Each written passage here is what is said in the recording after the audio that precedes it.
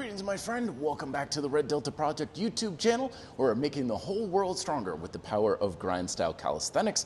I'm Matt Schifferly, and today we're exploring why trying to isolate muscles within the Grind-Style Calisthenics methodology, which is basically bodyweight bodybuilding, isn't really the way to go, because it's going to hold back your ability to make your muscles bigger and stronger while also placing more stress on your joints.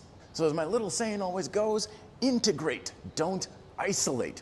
And I know we often think of isolation as a good thing. Like if I want to isolate my biceps, that means I'm putting more attention and emphasis on my biceps, right? That means they're going to get bigger and stronger, especially if it's a lagging muscle group. But according to chain training theory, which Grind-Style Calisthenics is largely based on, when we disassociate a muscle with other muscles in the tension chain, in this case, pull chain, not only are we taking away some of the protective measures of the supportive and stabilization of muscles, like in your back, your shoulders and stuff, so you're putting more stress in your joints, but a muscle can only work to a large degree associated with the other muscles around it. So if your biceps are trying to work as hard as possible, but your forearms are kind of trying to relax and we're not really getting much engagement on our back and our shoulders and stuff, that's sending a neural domino effect throughout an entire tension chain, telling your biceps to also kind of inhibit how much tension and how hard they can work, regardless of how many curls you're doing on suspension straps. Another common example is the Sissy Squat, which is a wonderful way to really blast your quads, because it's basically a calisthenics leg extension exercise. But we want to keep in mind that it is still a full squat chain movement, which means we still want our hips and our hamstrings and our calves and all the other muscles in our squat chain working. Because if we try to isolate the quadriceps and make this the only part working, then we're going to lose the supportive tension in the back of our legs and our calves and get a little bit wobbly, and we're going to feel it all in the knees, and that's when things get really kind of sore and tender here.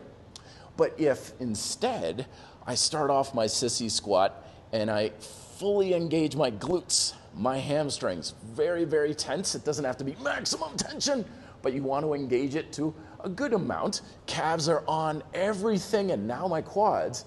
You'll find that you can put a lot more tension in the muscles that you're trying to emphasize, while including the other muscles in the chain for the sake of safety, stability, and effectiveness. This is no harder on my knees than just going down a flight of stairs, and I'm getting a lot more tension and work in my quadriceps because I'm not trying to isolate them, I'm trying to emphasize them while keeping all of the other muscles also associated with it engaged as well.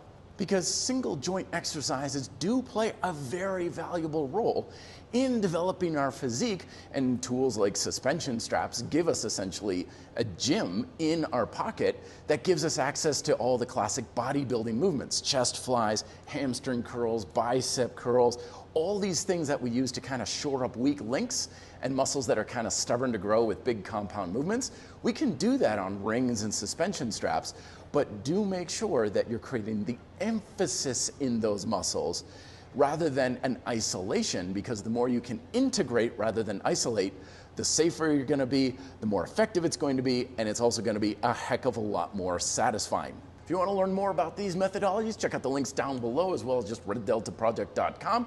Let me know what you think down below in the comment section. Love to hear your thoughts. What are your experiences with single joint exercises, body weight, cables, free weights, and otherwise? We would love to hear from you in the RDP community. Thank you very much, as always, for watching, and best of luck in your workouts this week. Be fit, live free.